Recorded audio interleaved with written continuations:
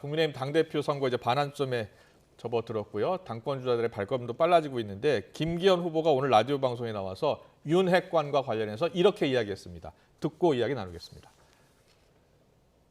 계속해서 윤핵관 공천이니 뭐니 그러는데 저는 황당히 짝이 없는 것이 자기들이 말하는 그 윤핵관이라는 분들이 나쁜 사람들이 전혀 아닙니다.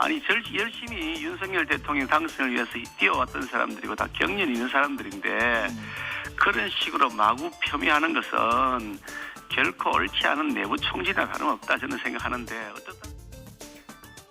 네, 김기현 후보가 윤핵관은 나쁜 사람이 아니다라고 이야기했더니 이준석 전 대표가 윤핵관은 또 나쁜 사람이 맞다라고 또 글을 올렸다고 합니다.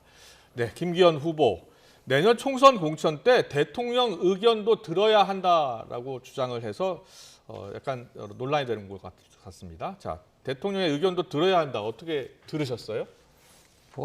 대한민국의 선거 앞두고 당신 청와대와 당대표와의 어떤 때는 협조, 어떤 때는 갈등이잖아요. 가장 대표적인 게 2016년도 당시에 새누리당 공천파동 기억나시잖아요. 박근혜 대통령하고 김무성 대표가 비박이었었는데 결국은 옥새 파동까지 있었지 않았었습니까? 그렇죠. 옥새를 들고 갔습니다. 그래가지고 옥새를 들고 나르샤까지 나왔었는데 그게 바로 지금 얘기하는 대통령이 공천에 개입을 하게 됐을 때 올 수 있는 나름대로 집권당으로서는 그 제일 큰 아킬레스건이거든요.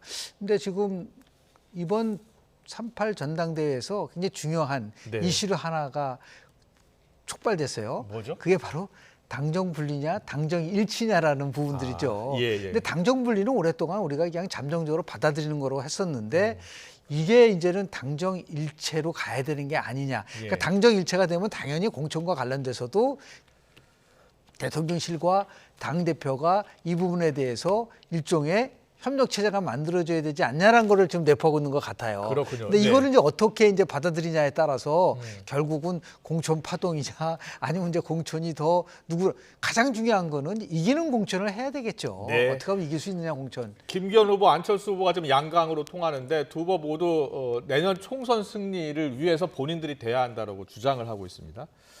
자, 김기현 후보는 이제 대통령 의견도 들어야 한다라는 이야기를 했고요. 근데 안철수 후보는요, 김 후보에 대해서 부동산 의혹을 또 계속 제기를 하고 있습니다. 이 부동산 의혹, 김기현 후보에게 악재가 될 것 같습니까?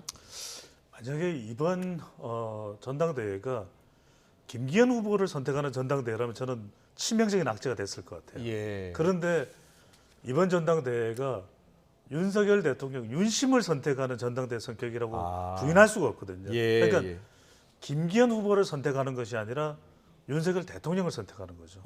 이런 성격이 워낙 짙다 보니까 부동산 이슈가 주는 영향은 저는 제한적으로 보입니다. 알겠습니다.